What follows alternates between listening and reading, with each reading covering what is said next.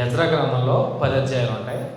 ఈ 10 అధ్యాయాల్లో మొదటి అధ్యాయం నుంచి 7వ అధ్యాయం వరకు జెరుబ్బాబెలు గారి హయాంలో తిరిగి వచ్చినటువంటి, అంటే చెర నుంచి విముక్తులై తిరిగి వచ్చినటువంటి మొదటి గుంపు కనపడుతుంది మనకి.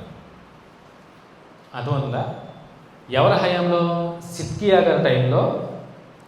సిద్కియా చేసినటువంటి, ఏం చేశాడు సిద్కియా? ఆల్రెడీ నేను ఆరాధనలో కూడా చెప్పినట్టు జ్ఞాపకం. సిద్కియా హృదయాన్ని దేవుని వైపు తిప్పకుండా కట్టిపరుచుకున్నాడు. అవునా? కట్టిపరుచుకున్నాడు. అట్ ది సేమ్ టైం రాజుకు నెబుకద్నెజర్కి కోపం పుట్టించాడు. అవునా?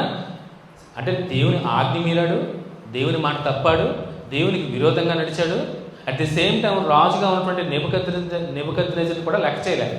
దాని పర్యవసానం భయంకరంగా ఉంది. అవునా? 2 దినవృత్తాంతాల్లో చివరి అధ్యాయంలో మనకి ఈ స్టోరీ అంతా మనకు కనపడుతుంది. అవునా?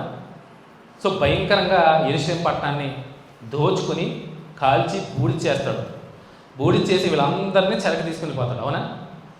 ఆ తీసుకువెళ్ళిపోయిన ఆ చెర నుంచి 70 సంవత్సరాల చెర నుంచి తిరిగి వచ్చినటువంటి మొదటి గుంపు కనపడుతుంది. ఎజ్రా గ్రంథంలో మొదటి అధ్యాయం నుంచి 7వ అధ్యాయం వరకు జెరుబ్బాబెలు గారి హయాంలో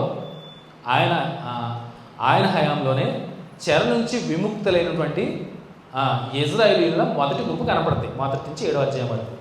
సో 7వ అధ్యాయంలో మనం గడిచిన బైబిల్ క్లాస్లో మనం 7వ అధ్యాయంలో ఏం నేర్చుకున్నాం ఒకసారి జ్ఞాపకం చేసుకున్నాం. ఏం నేర్చుకున్నాం? ఎవరికైనా గుర్తుందా?